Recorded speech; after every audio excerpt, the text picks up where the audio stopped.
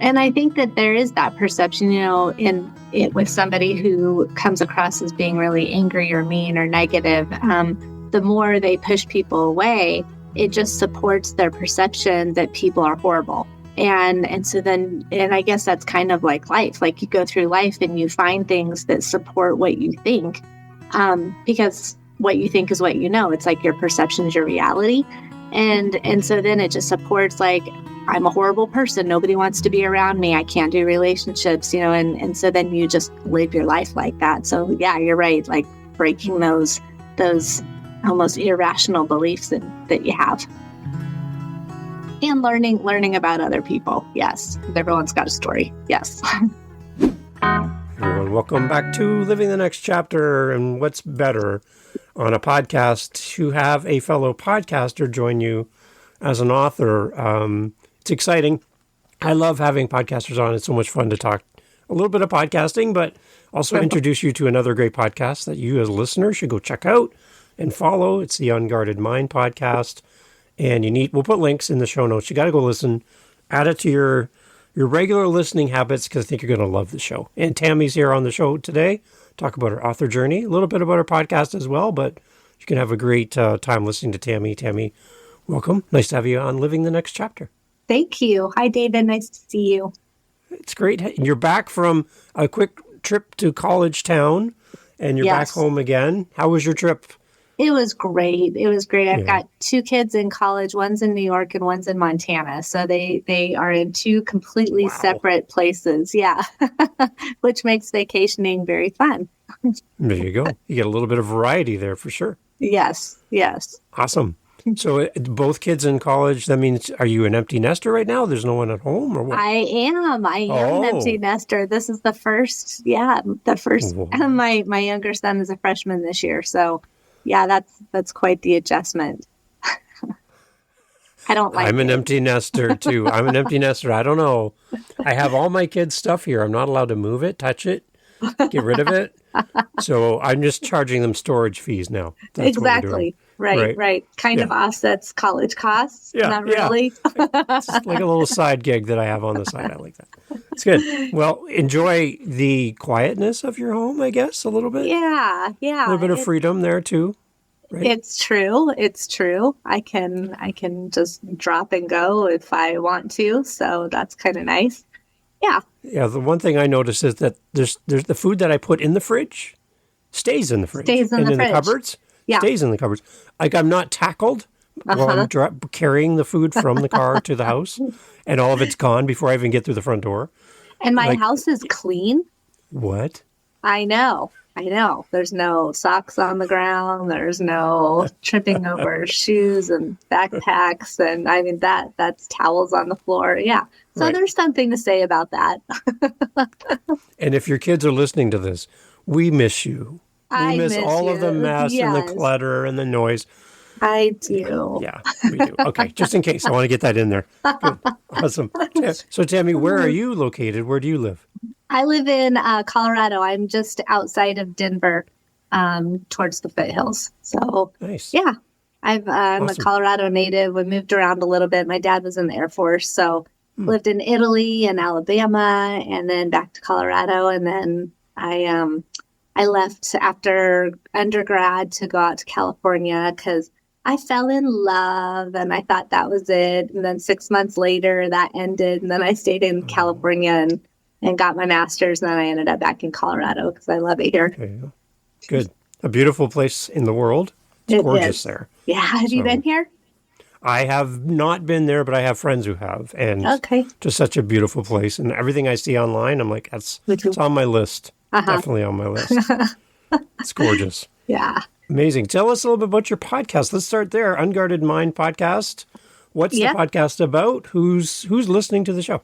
We like to keep it open and have our guests on that can really connect with anybody. It's about life is just messy and sometimes gets super overwhelming. And we like to have people on who are willing to talk about things that they've been through, how they overcame it, and what they're doing now to move forward in their life. So really, it's anything. It's we don't really have any boundaries on that. It's people who've been through really tough relationships or tough growing up or dealt with addiction. People who have started a business and just the difficulties of getting your business off the ground and staying motivated and connected. So yeah, it's just, we're pretty open and just talking about, let's get the word out there, mostly that you're not alone, in whatever you have going on in your life, and talk to a lot of people who offer validation to our listeners that, life does get kind of out of control sometimes, and it's possible to get your life back on track. And people listening to our conversation picked up on the word "we" mentioned there often. Tell us about your co-host on the show. Desiree Grimaldi. So Desiree and I started the podcast. She is actually my VA marketing person who helps with SEO, SSO. I don't even know any of that stuff. That's what she does. And we've worked together for probably about 3 years, and over the course of time, we formed a great friendship, and we'll just sit there and banter about different things. And she and I one day were like, we should try a podcast, So we did, and it's so fun. I really love it. I love being a guest. I love having guests. I've gotten to meet so many people. So yeah, we just started it. Again, this is her area. I don't even know how many episodes we have on there. I just kind of show up and do the talking. She does all she does all of the work behind the podcast. Nice. But yeah, so it's very fun. I love it. It's good. If it was a new listener coming to your show, first time listener, would you tell them to start at the beginning, start at the most recent episode? Where would be a good starting point for someone new? I think you could go through the titles and read the description and just find something that you connect with. Yeah, because there's definitely a variety. There's nothing sequential about it. Okay. So, yeah. Beautiful. Awesome. So I have links to the Unguarded Mind podcast in the show notes. Everyone has to go listen, please.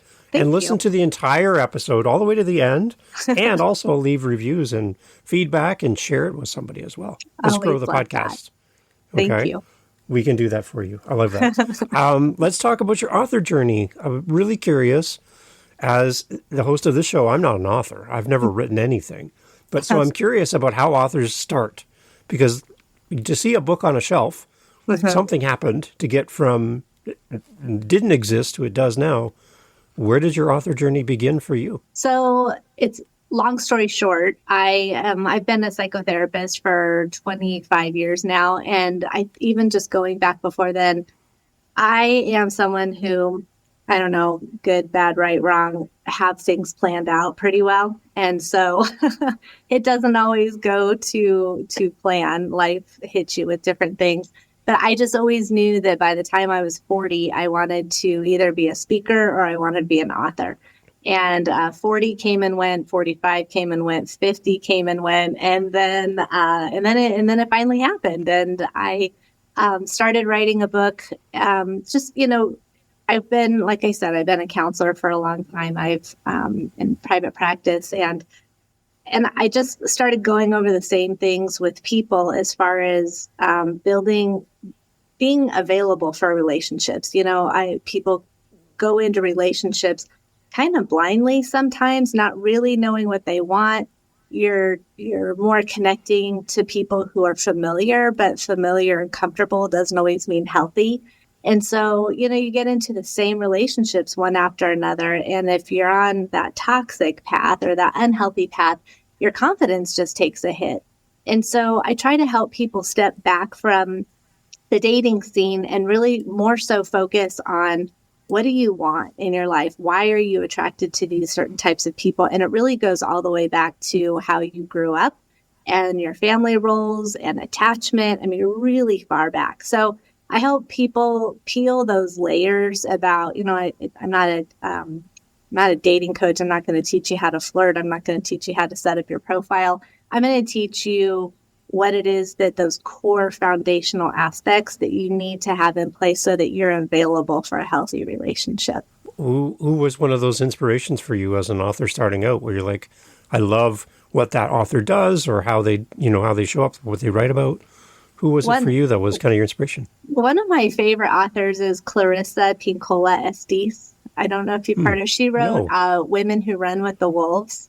And Oh, she's okay. written a whole bunch. Well, she's a psychologist and she's also a storyteller. She's from Colorado. And I found her years and years and years ago when I was in a horrible relationship. And someone had suggested her book and I just fell in love with it. And she, she just puts her heart and soul into it. And I love listening to her because when Audible, like it wasn't available back then, but it is now.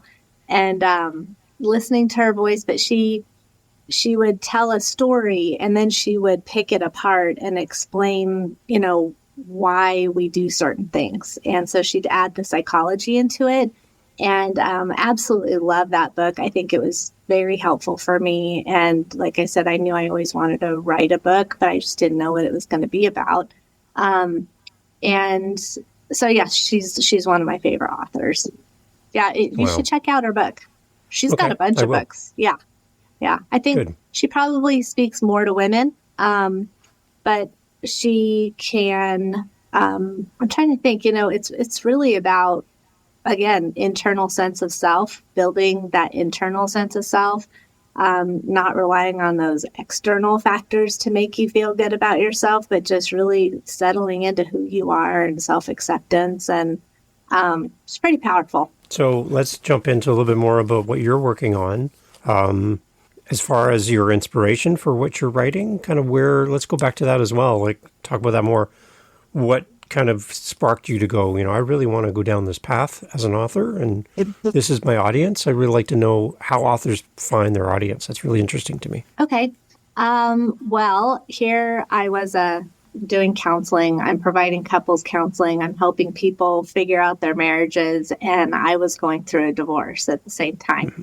And it was like, all right, just kind of felt like a hypocrite, do as I say, not as I do. And I would see these couples just working together in counseling and learning to communicate and learning to work together and learning to connect and strengthening their marriages. And it was pretty devastating to be on the other side of it, looking at, okay, well, I've got a court date here and I got to figure out a parenting plan here. And, and I thought, okay, I need to figure out myself. And that's kind of where I started. You can sit there and blame everybody else for what's going on in your life. I'm not a fan of that because ultimately you have to make your own decisions. And it was really eye-opening. I think I show up in my profession to be there and help people and help them learn how to self-reflect. And I don't know, maybe it's kind of like a doctor is the worst patient because they don't take care of themselves. You're always taking care of everything else, and everything is so crystal clear out there when you're looking at it from the outside. But I really needed to stop and pay attention to what was going on with me and how I was showing up. And so I kind of had, I guess I kind of had myself in the background of just like, here's one aspect, here's one way of growing up. Here's one way of learning how to communicate. Here's one way of learning how to solve conflict and what you're presented with, and you think that, especially when you're little, it's all is what's right there in your household. But as you grow up, especially as you become an adult, you have a choice whether you want to repeat that stuff or whether you want to learn how to do something different. And so, yeah, that's where that's where it came from. I just started with all my sticky notes all over the place, and I had different color coordinated sticky notes about how I wanted to put it together and how, and I just remember starting with like a blank slate and just adding in pieces of what I was learning from my personal life, but also from my clients. I'm always learning from my clients. And I guess that was the inspiration of like, I don't want to do that again. I don't ever want to go through that. And I had to figure out how I needed to change to show up differently in my own life. Being a role model for my kids, I think that was a huge aha. Was, my kids are watching me. And I've got 2 boys, so I'm responsible to teach them how to show up in relationships and how to treat women and how to treat your partner and how to, be compassionate. And it was really important for me to shift that around for them. I know in podcasting world, we spend a lot of time and effort trying to figure out who our listener is so we can create a podcast that serves them as a listener. Yes. Curious from an author perspective, how much time did you spend investing in figuring out who your reader was so that you could write to help them? A lot. Yeah. I think the thoughts of writing the book started 2 years before I even got my sticky notes together. So, I think it's people who, I work with a lot of people who are lonely, and either lonely together or they're lonely alone.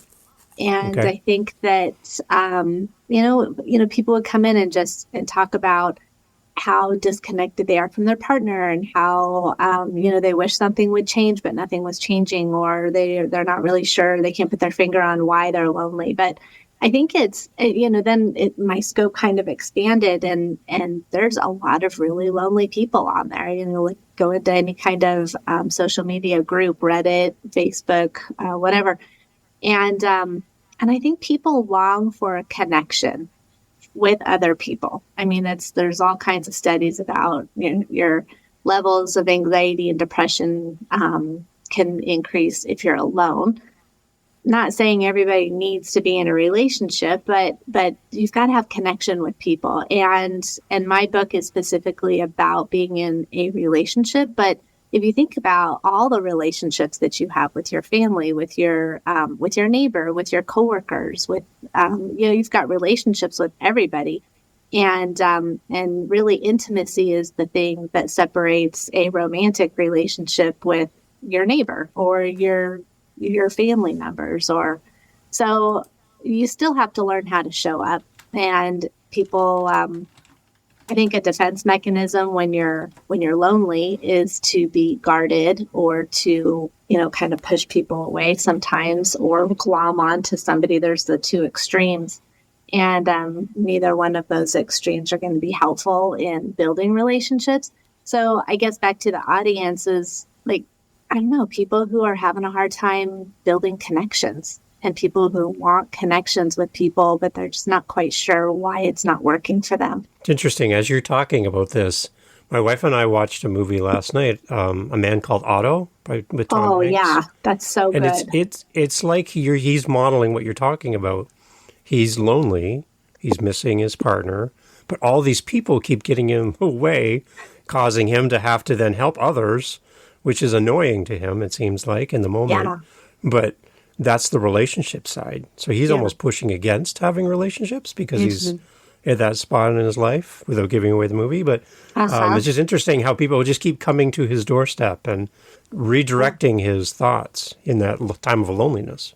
That just gave me goosebumps. Yeah, I love that movie. Yeah. That's so perfect. And it's fear. It's scary to get vulnerable. And people who've been hurt before, you don't want to get vulnerable, because who wants to get hurt again? Who wants to sign up for that? But then on the other side, you long for this connection. And so I think that, there's just a lot of that going on. And I want to try to, I went through it, I don't ever want to get divorced again. That was horrible. Yeah. And so, I'm probably in the healthiest relationship right now. But I knew what I wanted. And I knew that I had to put that guard down, that defense, and again, show up differently. And I think, too, as listeners, as we go through life, we're going to come across people who seem lonely, seem kind of to themselves, back again to that movie, where they almost seem like rude, that they're so into themselves, or they don't want to be around people. But there's a story. Maybe there's a hurt there that they have never expressed to anybody, but they just seem to an outsider like, well, that person's just rude. I don't even want to hang out with that person or be around them because they're just so negative. But they could be really just falling apart inside and be so lonely. They feel like nobody. So then there's a break there, right? Yeah. Where no one's reaching out to them and they're not reaching out for help. And that gap gets wider and wider. So maybe we can address that through your book, your podcast, all those things, right? Yeah. Try to rebuild that. And I think that there is that perception, in it with somebody who comes across as being really angry or mean or negative. The more they push people away, it just supports their perception that people are horrible. And so then, and I guess that's kind of like life. Like you go through life and you find things that support what you think, because what you think is what you know. It's like your perception is your reality. And so then it just supports like, I'm a horrible person. Nobody wants to be around me. I can't do relationships, and so then you just live your life like that. So yeah, you're right. Like breaking those almost irrational beliefs that you have. Yeah. So, okay, and learning about other people. Yes. Right. Everyone's got a story. Yes. Everyone has a story. We need to unpack that. I think that's something we need to do better at, really. So take us through your writings. Like I can see I'm on your website as we're chatting, healthyhealing.net. Everyone should go check it out. But in here I see listings of your writings and some courses and things as well. But kind of take us through your website and some of the resources we're going to find on your website. Okay. So, yep, I've got my book, Preparing for the Jungle, Avoiding Snakes and Pitfalls on the Path to Healthy Love. That's the book. And then I also have an online course. Some people like to read. Some people like to be taught. So it is kind of a workbook. So there's, I've got downloadable worksheets for you because I really believe you've got to do the work. You can read a book and then it ends up on your shelf and you go, oh, that was a lovely book, but then you don't implement anything that you're learning. So, so there are worksheets and videos that go with each module.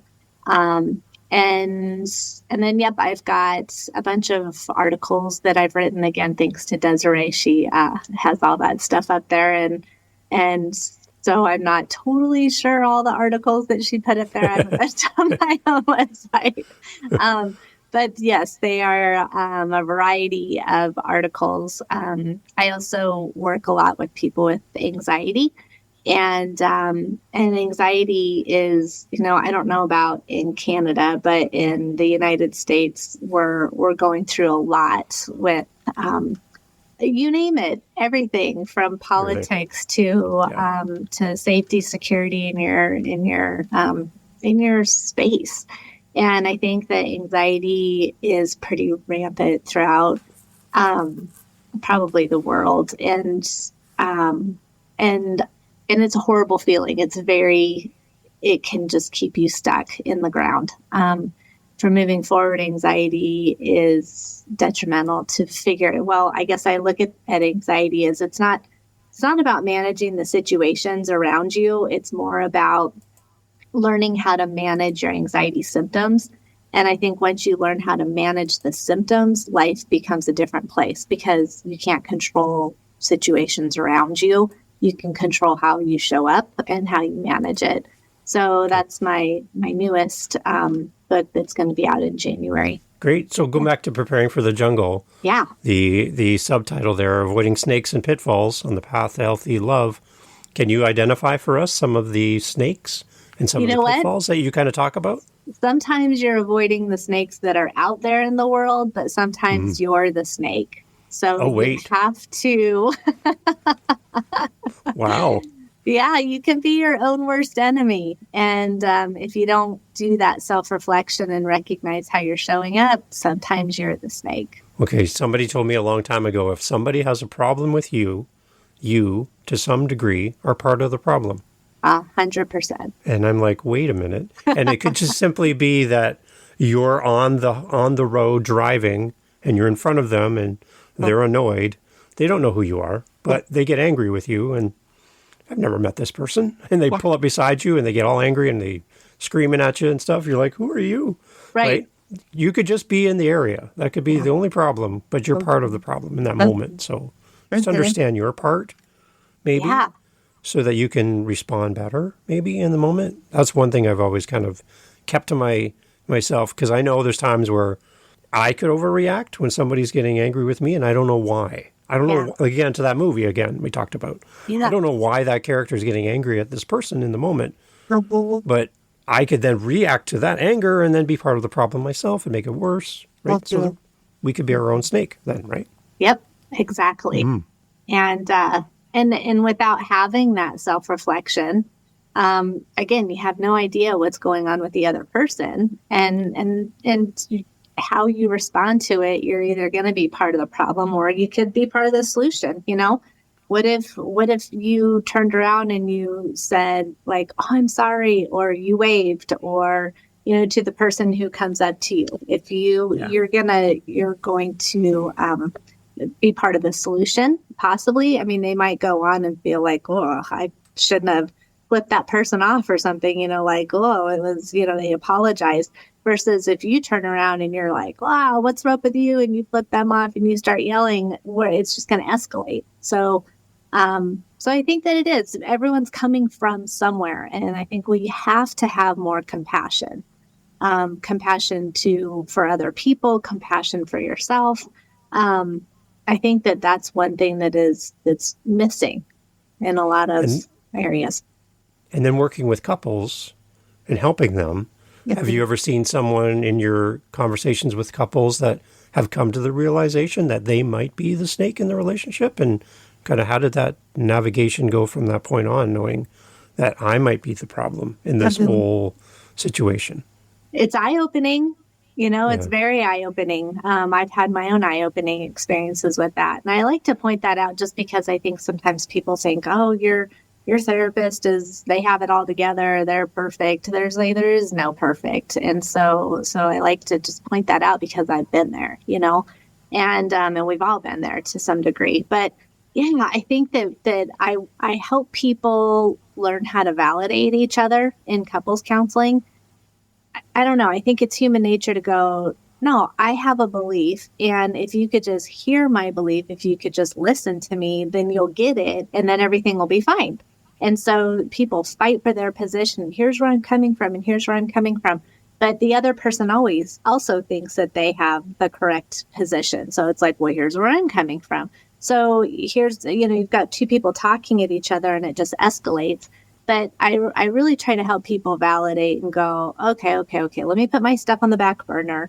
Here's what I think you're trying to tell me. Is this right? Here's what I hear you saying. I don't have to agree with you, but here's what I hear you trying to tell me.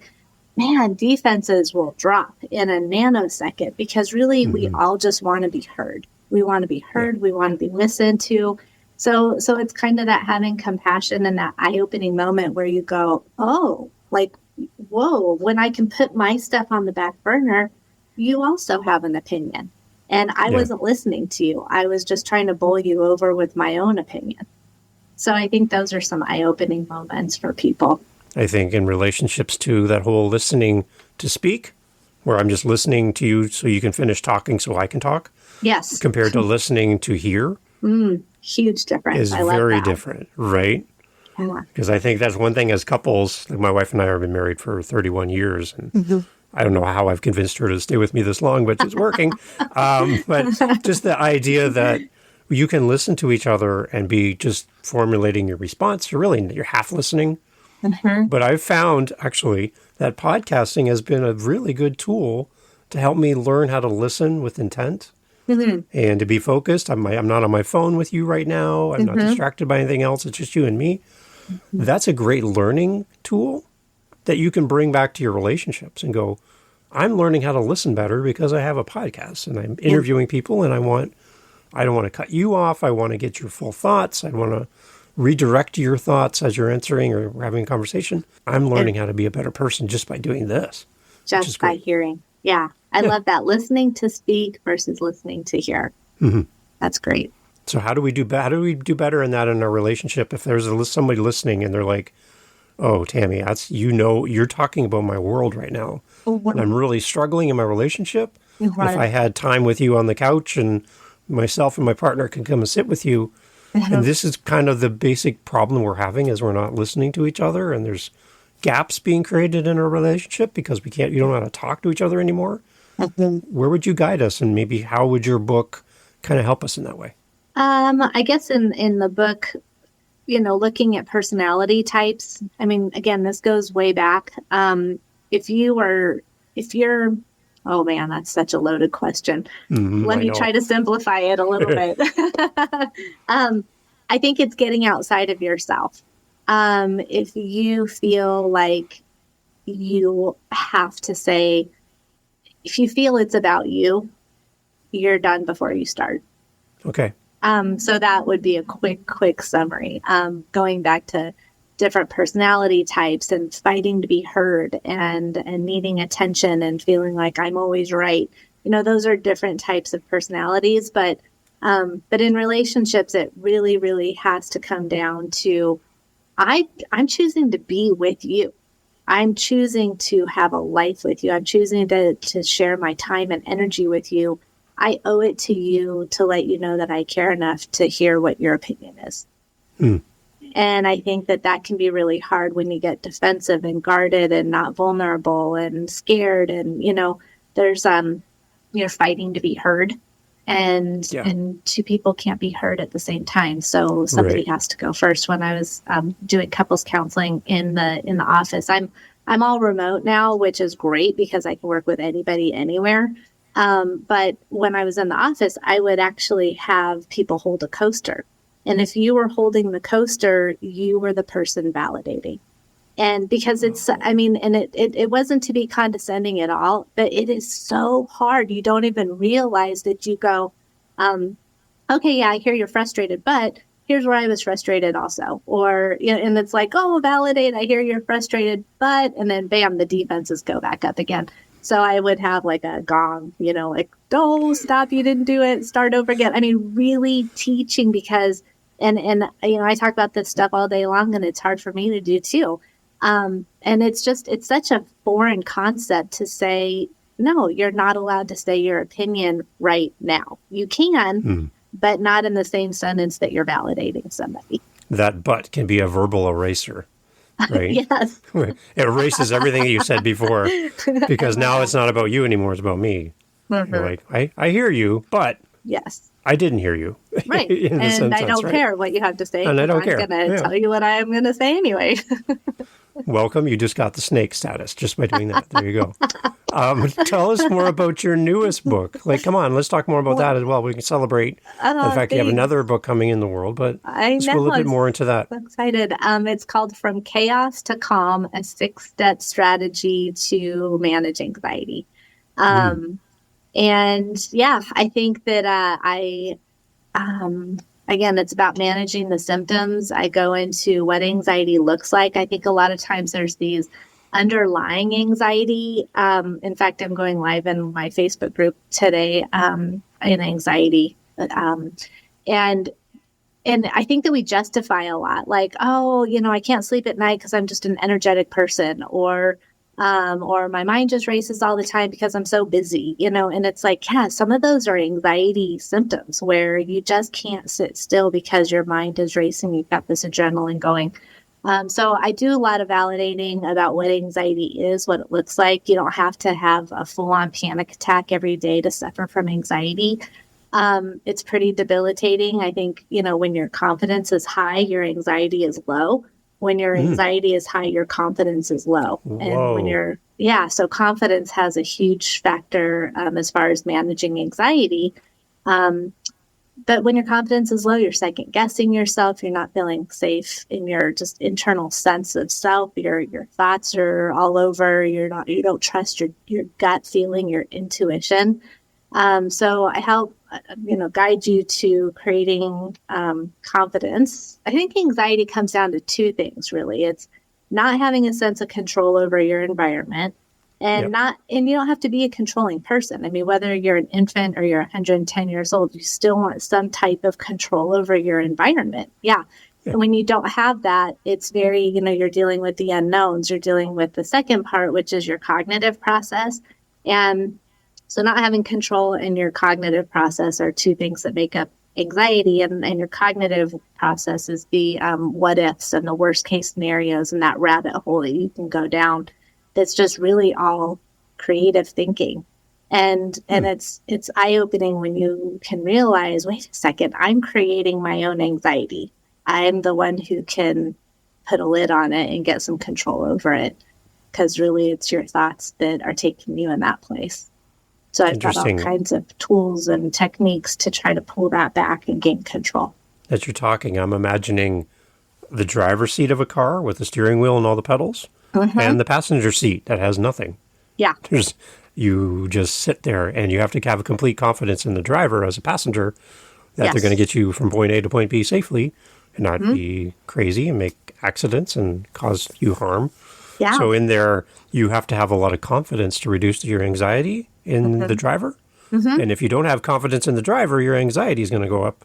Yeah. Because now you're like, oh my gosh, what did I just get myself into? Exactly. I don't trust this driver in the moment, right? Yeah. So add on a couple traumatic experiences, add on past accidents, add on all kinds of things that you haven't worked through, and it can be a terrifying experience. And and then you don't want to get in a car, and then you don't want to be on a bus or a plane, and pretty soon you're isolating your house, and then where's your life, your freedom? And you can substitute that car for a relationship.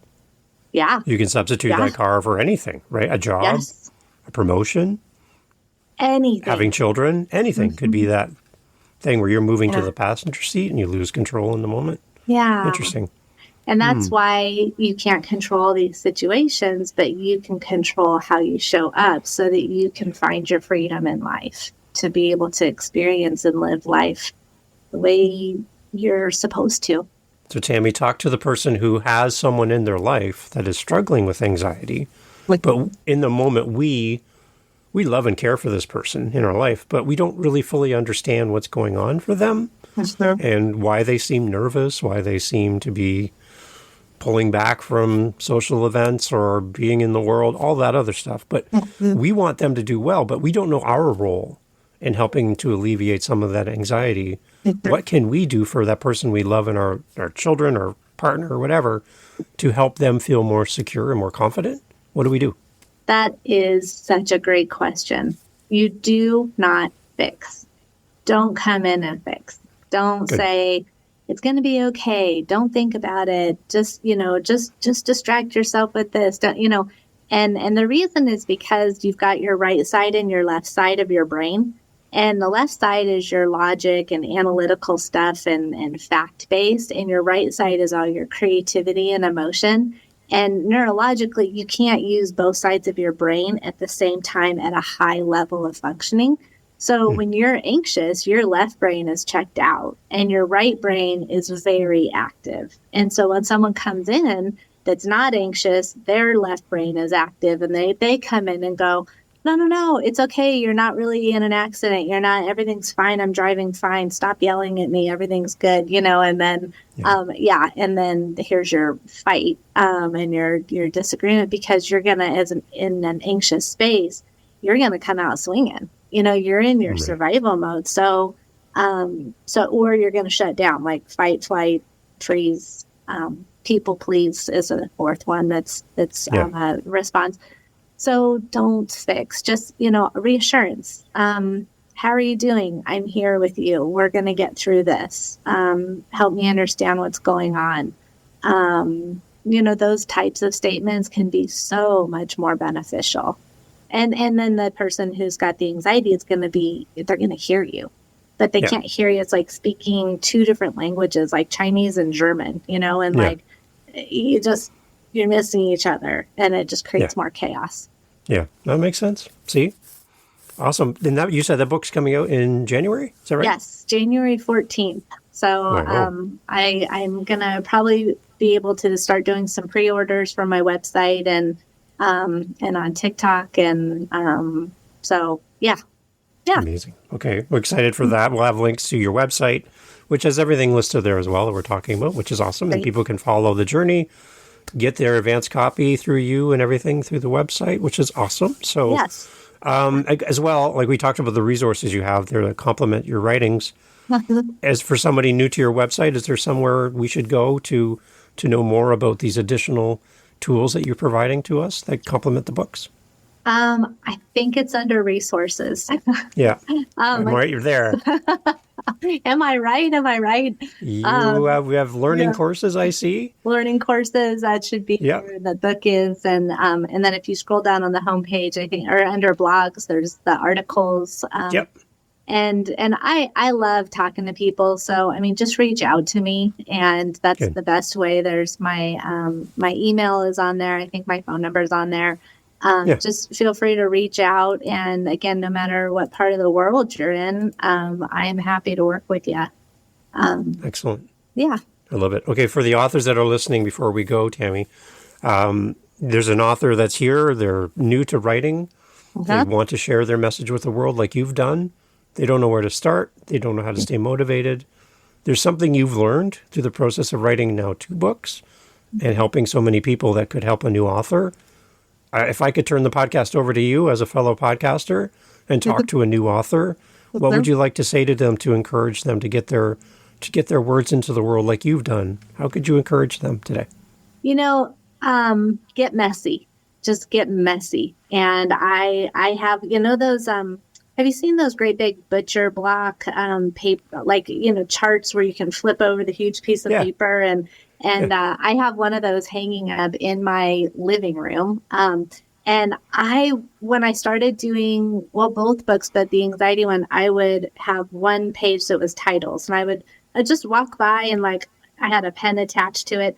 I just write things down. And then I would have different chapter ideas, and I would just write things down, and it was a mess. It was like colors and sections and arrows and circles and that's kind of where I started. I also put out on my Facebook group, hey, if anyone wanted to learn about anxiety, or if you suffer from anxiety, what's something that you would want to learn more about? And then I took all of those ideas and I wrote them down. And then I categorized them into chapters. This was another page on my huge butcher block chart. I think you just get messy. You decide, what's your purpose? What do you want? Say your book was finished. What do you want to have conveyed? Do you want to, are you trying to help people feel more comfortable in their skin? What would make them feel that way? What are they searching for? So just really kind of starting broad, and then you start narrowing it down. And I forgot to mention this, my editor, Bonnie Hernhill, she's my editor, and she just asked me to help her write a book. And we're going to do a book it's 4 authors, and it's about what holds you back. So it's about, I know, I'm so excited. We're just on the fringes of it, kind of putting some things together. But it's going to be about your confidence and your internal dialogue and what holds you back from writing your book. The fears, the self-doubt, the wanting to make everybody happy, and kind of putting all that, just really getting into what do you want? What are you trying to convey? And just start writing. Yeah. Okay, so I got to ask, when that book is ready to promote and talk about, would the 2 of you come on and talk about that book in the future? Oh, that would be so fun, of course. I would love to have you both come on, and we can kind of unpack that for the audience and promote that in the future as well. Keep me in mind. I will. I absolutely will. Yeah, you bet. Excellent. Because, you can talk yourself out of anything, but you can also talk yourself into something also. So It's just trying to put that guard down and don't worry about it being perfect. It's not going to be perfect. You can, after a podcast, you can go back and go, oh, I wish I would have asked that question. Or I wish I would have dug into that. It's same with writing. It's like I go back through, I don't even want to read it because I'm just going to be like, ooh, I don't like that. And I should have added this. Then, It's never perfect, but it's not supposed to be perfect. It's perfectly imperfect, and that is just fine. And in a world of social media where everything seems perfect, everyone's showing you their highlight reel and all of their success in life. Don't be afraid to show your messy, right? Show your mess, because there's more people who are going to identify with your mess than a successful result. Yes. Because we're all on a messy path to get to that result. Exactly. Right? And so for you to take a snapshot of that big chart and all those drawings and scribbles and arrows, I think that would resonate more for me to go, okay, wait, Tami's on the same path that I'm on. I don't feel like I'm prepared or ready, or I'm getting anxious now because I don't measure up to someone else's success. But here's Tami showing the world that here's how I do what I do, and I celebrate the mess. And I celebrate it. And don't use AI. AI will zap your confidence in 2 seconds, Right. oh God, you put in like, write me something about this, and it comes up with this amazing thing, and you're like, I'm Oh. screwed. I can't come up with that. Forget it. I'm not going to write. So don't use AI. You're comparing yourself to like a robot that The world. I don't even know. Yeah. Stay away from AI. Just go with your gut. Be real, be honest, be authentic, and you can't go wrong. There you go. Great word standoff. Tami, thank you so much for being on the show. We'll have links to all your information and your podcast and your books and your courses and everything all in the show notes for people to follow up with. Thank you so much for being on the show. I'm going to go listen to your podcast right now and keep listening. So you're going to see some listens in Canada. There you go. Awesome. I appreciate it. We're encouraging everyone to go listen to your show and to support you. As you're listening, when you buy Tami's books, please leave an amazing review. So that helps other people to identify that this is the right book for them or for their loved one. Those reviews really matter. And we really want to support Tami as an author. So I'm encouraging you, if you're only like, oh yeah, I never do leave a review, there's the perfect example of why you should, so that we can help people in the relationships and all of the things they're dealing with. Tami's got great resources. We need to help more people know about them. So please leave a great review. Tami, again, thank you so much for being on the show. Thank you. It was so great to see you. I really appreciate what you're doing. Awesome. Thanks, Tami. Hey, thanks for being here for the Living the Next Chapter podcast. So glad to have you as part of our family of listeners. There's a seat for you just here on Living the Next Chapter, and I'm so happy that you have listened to all the way to the end. Wow, you are now my new bestie. I want to let you know that I host 7 other podcasts on top of Living the Next Chapter. Yep, 8 total. One of them is called the How To Podcast series. If you are thinking, you know what, Dave, this podcast thing seems like a lot of fun, well, I'll give you a secret. It is. It's a great, amazing, fun time where you can get to meet great people, get your word out there, promote your book, promote what your coaching program, whatever you're doing.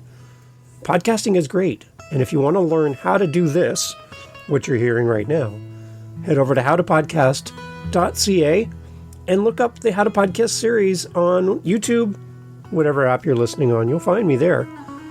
And I'd love for you to come listen to how to do this. And if you're interested and have questions on how to podcast, reach out to me at howtopodcast.ca. Thank you for listening. Talk soon.